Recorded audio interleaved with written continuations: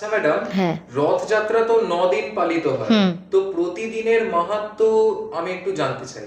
হ্যাঁ, দিনে রকমের নিয়ম মানা হয়। সেই নিয়মগুলো যদি করা হয় তাহলে কিন্তু জগন্নাথ দেবের কৃপা কিন্তু নিশ্চিত আপনার ওপরেও। তাহলে অবশ্যই জগন্নাথ দেবের কৃপা পেতে আমার কমেন্টে লিখুন জয় জগন্নাথ, প্রতিদিন এটা উচ্চারণ করুন আর সবাইকে এটা সুযোগ করে দিন। তাই ভিডিওটি ভালো লাগলে লাইক শেয়ার করে দিন অনেক অনেক, আর চ্যানেলটিকে কিন্তু সাবস্ক্রাইব করে আমার সাথে থাকুন। রথযাত্রা মানে শুধু রশি টানা নয়, রথের প্রতিদিন প্রতি পদক্ষেপে জড়িয়ে আছে রহস্য, ভক্তি আর আধ্যাত্মিক শক্তি।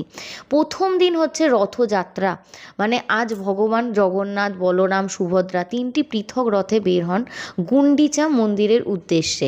এই দিন রশি টানার ফলে পুণ্যলাভ, পাপ মোচন আর জন্ম জন্মান্তরের বন্ধন কেটে যায়। একে বলা হয় ভগবানের নিজ ভবন থেকে মায়ের ঘরে যাত্রা, যেটা হচ্ছে গুন্ডিচা মন্দির। দ্বিতীয় দিনকে বলা হয় গুহ্য যাত্রা। এই দিন থেকে গুন্ডিচা মন্দিরে অন্তর্মুখী সাধনা ও নির্জন ভজন শুরু হয়। এছাড়াও সাধকের অন্তরের গুপ্ত যাত্রার সূচনা হিসেবে ধরা হয় এই দিনকে। তৃতীয় থেকে পঞ্চম দিন হচ্ছে গুন্ডিচা বিহার, স্নান এবং সেবা। এই 3 দিন ভগবান গুন্ডিচা মন্দিরে বিশ্রাম নেন, ফল ও ভোগ প্রসাদ গ্রহণ করেন, ঘরোয়া পরিবেশে মায়ের মতো সুভদ্রা, জগন্নাথ ও বলরামের সেবা করেন। এই সময় কেবল সেবায় নিযুক্ত পাণ্ডারাই তাকে দর্শন করতে পারেন। ষষ্ঠ দিন হচ্ছে হেরা পঞ্চমী। এই দিন লক্ষ্মীদেবী রাগ করে রথের কাছে এসে জগন্নাথকে ফিরিয়ে নিয়ে যেতে চান। একে বলা হয় স্ত্রী রাগের প্রতীক, সংসারের টানাপোড়েনের প্রতিফলন। একটি নাটকীয় দৃশ্য হয় যেখানে লক্ষ্মী রথ ভেঙে দেন এবং প্রতীকীভাবে অভিমান নিয়ে ফিরে যান। সপ্তম দিন হচ্ছে আদাপা মণ্ডপ দর্শন। ভগবান জগন্নাথ গুন্ডিচা মন্দিরে বসেন আদাপা মণ্ডপে।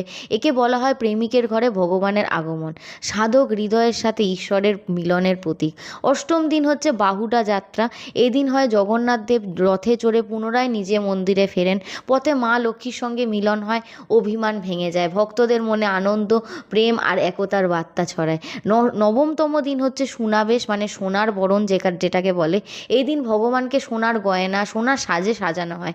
একে বলা হয় রাজার বেশ, ভক্তির মহা সমাপ্তি। যারা এই সাজ দেখে তাদের জীবনে ঐশ্বর্য, সৌভাগ্য আর সম্পদের প্রবাহ আসে বলে এটাই বিশ্বাস। তাহলে প্রতিদিন কিন্তু রথযাত্রায় যে শুধু উৎসব হয় তা না, আসে জীবনের প্রতিচ্ছবি, প্রেম, রাগ, পুনর্মিলন আর মুক্তি। এই 9 দিন প্রত্যেকটা মানুষের জীবন বদলে যায়। তাই অবশ্যই আমাকে জয় জগন্নাথ কমেন্টে লিখুন, ভিডিওটিকে লাইক শেয়ার আর চ্যানেলটিকে সাবস্ক্রাইব করে সাথে থাকুন।